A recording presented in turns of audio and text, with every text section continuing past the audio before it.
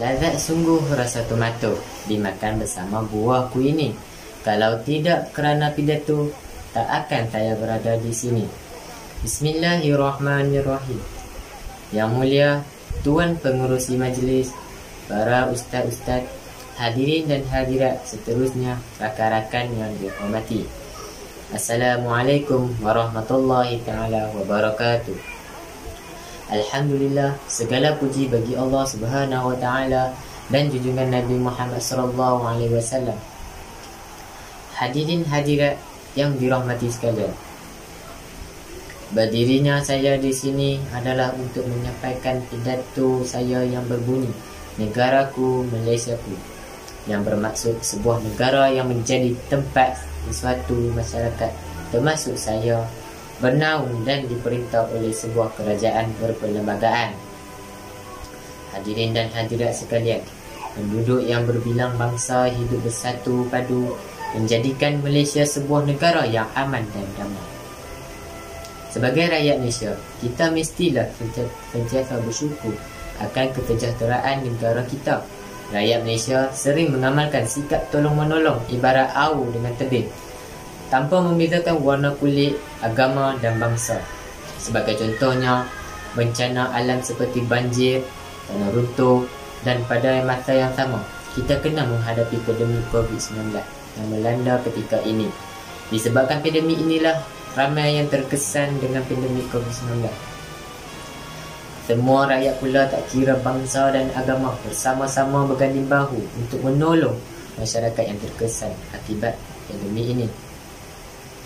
Bab pepatah mengatakan berat sama dipikul, ringan sama dijinjing.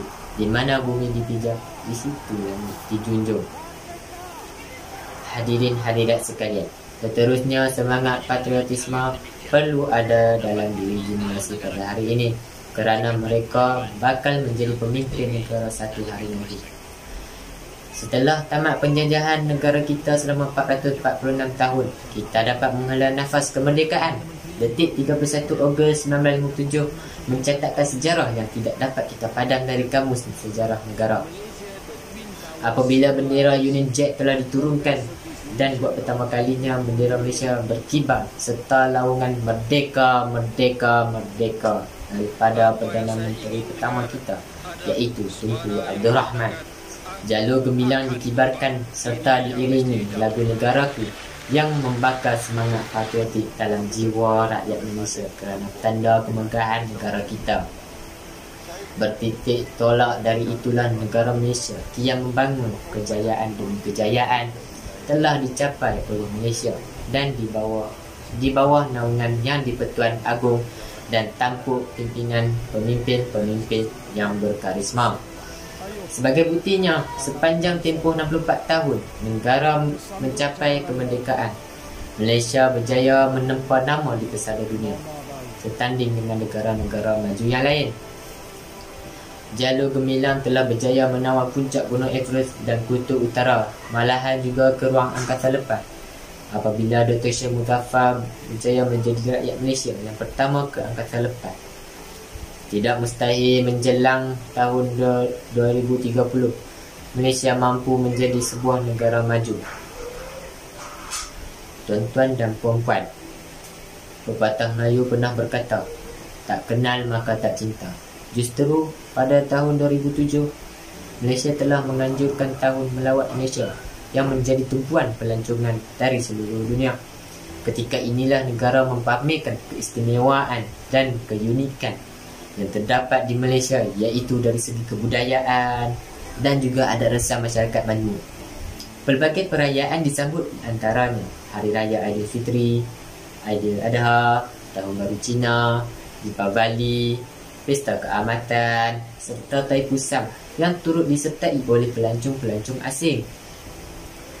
Selain itu, negara kita terdapat juga pelbagai makanan yang lezat seperti sate, laksa, nasi lemak, kuih muih dan sebagainya. Di samping itu, banyak destinasi pelancongan yang menarik diperkenalkan, di antaranya Pulau Langkawi yang terkenal dengan legenda Mahsuri, Melaka dengan bandar bersejarahnya, Sabah dengan Gunung Kinabalu yang merupakan gunung yang tertinggi di Asia Tenggara. Tanah tinggi Cameron pula yang terkenal dengan ladang tehnya, serta menara KLCC, salah satu bangunan yang tertinggi di Asia Tenggara. Setiap tempat pelancongan itu mempunyai keistimewaan dan keunikan masing-masing.